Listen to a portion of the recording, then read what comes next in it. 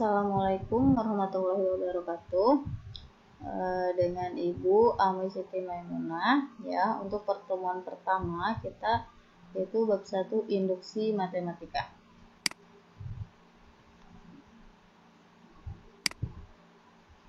Nah, ini notasi sigma. Apa itu notasi sigma? Ini notasi sigma kita simbolkan seperti ini ya, yaitu penjumlahan beruntun.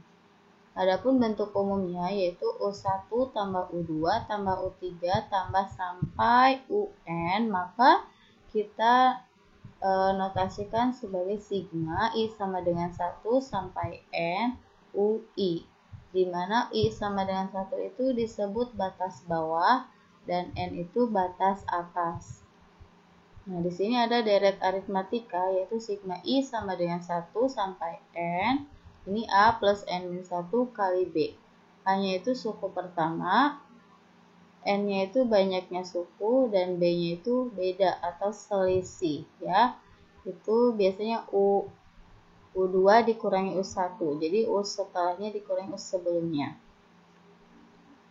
Yang kedua, ini deret geometri yaitu sigma I sama dengan 1 sampai N AR N-1. Jadi A itu suku pertama, R itu rasio atau perbandingan suku setelahnya dibagi suku sebelumnya. Misalkan U2 suku kedua dibagi suku ke-1.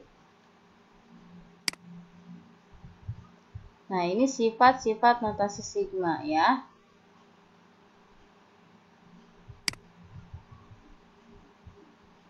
Langsung saja ke contoh soal. Yang pertama, nyatakan sigma I sama dengan 1 sampai 3, 2I plus 1 dalam bentuk penjumlahan biasa. Jadi kalau bentuk soalnya hanya menyatakan saja, berarti tidak usah mencari nilai atau hasilnya ya. Nah, jadi ini jawabannya. Lihat, I-nya tinggal substitusi aja. Ini mulai dari 1 sampai 3, berarti coba 2 kali 1 plus 1 ditambah 2 kali 2 plus 1 ditambah 2 kali 3 plus 1. Nah, karena ini ada perkalian dan penjumlahan, maka kita utamakan perkalian dulu ya. Jadi 2 kali 1, 2 tambah 1, 3. Oke, 2 kali 2, 4 tambah 1, 5. Nah, dan terakhir 2 kali 3, 6 tambah 1, 7. Nah, sampai sini sudah betul ya, karena di sini hanya menyatakan saja, tidak untuk mencari hasilnya. Nah, yang kedua, nah ini tentukan hasil dari sigma I sama dengan 1 sampai 4, ini 5. Ya. Nah, 5 itu apa? Konstanta. Ingat yang tadi ya, yang sifat notasi sigma yang pertama. Jadi kalau ada konstanta, itu cara mencarinya langsung aja. Jadi N dikali A. Jadi 4 dikali 5 sama dengan 20. Nah, yang kedua, sigma I sama dengan 1 sampai 3, ini 2I kuadrat. Nah, kalau ada koefisien, maka kita tulis di depan ya, biar memudahkan. Jadi 2 kali sigma I sama dengan 1 sampai 3, nah I kuadrat. Lihat, I-nya dari berapa? Dari 1 sampai 3. Oke, 2-nya tulis dulu. I-nya 1 kuadrat tambah 2 kuadrat tambah 3 kuadrat. Nah, 2-nya tulis dulu. 1 kuadrat berapa? 1. Tambah 2 kuadrat berapa? 4. Tambah 3 kuadrat berapa? 9. Jadi 1 ditambah 4 ditambah 9 sama dengan 14. Baru ini 2 kali 14, 28. Nah, yang ketiga, sigma 1 sampai 5, 3I kuadrat plus 2I. Nah, ini kalau setiap ada koefisien, simpan di depan ya, jangan lupa. 3 sigma I, sigma 1 sampai 5, I kuadrat plus 2, 1 sampai 5I. Maka kita tinggal substitusikan saja. I-nya dari berapa? Batas atas sampai batas bawahnya. 1 sampai 5. Berarti 1 kuadrat tambah 2 kuadrat tambah 3 kuadrat tambah 4 kuadrat tambah 5 kuadrat. Plus, ini juga sama ya, I-nya 1 sampai 5. Nah, karena ini bentuknya kuadrat, maka hitung dulu kuadratnya. 1 kuadrat berapa? 1. 2 kuadrat berapa? 4. 3 kuadrat berapa? 9. 4 kuadrat berapa? 16. 5 kuadrat berapa? 25. Plus 2 kali, nah ini tinggal dijumlahkan aja, yaitu 15. Nah ini tulis lagi 3, nah ini tinggal dijumlahkan aja, hasilnya berapa? 55. Plus, ini dikali 2 kali 15 berapa? 30. Nah ini sekarang 3 kali 55, 165. Plus 30 sama dengan 195. Nah, selanjutnya, nyatakan deret berikut dalam notasi sigma. Artinya kita mencari rumusnya itu apa dalam barisan deret ini ya. Nah, coba kita lihat polanya. Yang pertama min 3, min 1, plus 1, plus 3, plus 5, plus 7, plus sampai plus 25. Ini suku pertama, ini suku terakhir. Nah, suku pertama kita simbolkan A, jadi A sama dengan min 3. Nah, kita nggak tahu ini deret aritmatika atau deret geometri. Kita lihat coba polanya. Ini min 3 ke min 1. Kira-kira ditambah berapa? Ditambah 2. Nah, sekarang min 1 tambah 1. Ditambah berapa? Tambah 2. 1 tambah 1 ke 3 ditambah berapa? Tambah 2. Nah, kalau bentuknya penjumlahan atau pengurangan polanya, maka ini masuknya deret aritmatika ya. Berarti bedanya dia 2. Karena nilai 1 ke 3 berapa? Tambah 2. Semuanya polanya 2 ya. Nah, sekarang masuk ke rumus suku ke N barisan di atas. Nah, karena ini aritmatika, maka pakai rumus aritmatikanya. UN sama dengan A plus N min 1 kali B. A-nya berapa? Min 3. Ini N, min 1. B-nya 2. Oke, tulis ulang. Min 3. N kali 2, 2N. Min 1 kali 2, min 2. Nah, ini 2N-nya tinggal tulis lagi. Min 3 kurangi 2, min 5.